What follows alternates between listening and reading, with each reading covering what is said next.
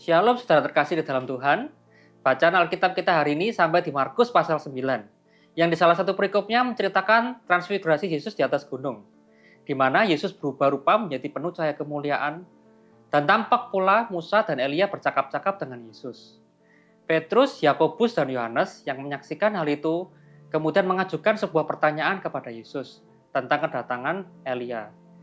Kita akan baca jawaban Yesus di ayat ke-12 sampai ke-13. Di ayat ke-12, jawab Yesus, memang Elia akan datang dahulu dan memulihkan segala sesuatu. Hanya bagaimanakah dengan yang ada tertulis mengenai anak manusia, bahwa ia akan banyak menderita dan akan dihinakan.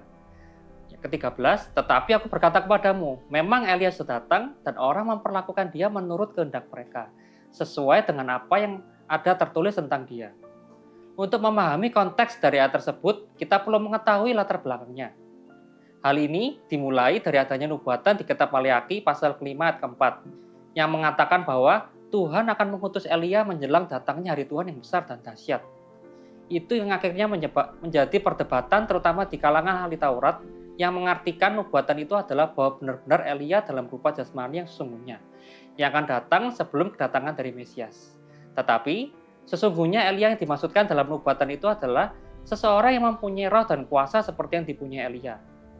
Yang di dalam Matius pasal 11 diperjelas lagi bahwa itu adalah tentang Yohanes Pembaptis yang menyiapkan jalan untuk Tuhan Yesus.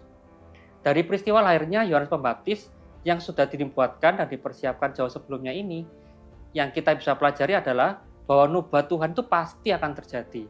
Itu merupakan bukti nyata kesetiaan dan ketepatan Tuhan dalam merealisasikan rencananya. Dan yang berikutnya adalah nubuat tentang datangnya Elia yang pengenapannya ternyata tidak sesuai dengan yang dibayangkan oleh para ahli Taurat. Dari situ, untuk poin kedua, kita juga bisa belajar bahwa pikiran dan cara Tuhan dalam merealisasikan rencananya sungguh tidak terduga. Jemaat Tuhan, lewat devotion hari ini kiranya kita semua diteguhkan bahwa Tuhan itu setia dan Ia selalu tepat dalam cara dan waktunya untuk merealisasikan rencananya. Memang terkadang atau bahkan sering rencana Tuhan dalam hidup kita tidak sesuai yang kita bayangkan. Tetapi itu yang terbaik dan paling tepat untuk kehidupan kita. Dalam kedaulatan Allah dan untuk kemuliaannya. Tuhan Yesus memberkati.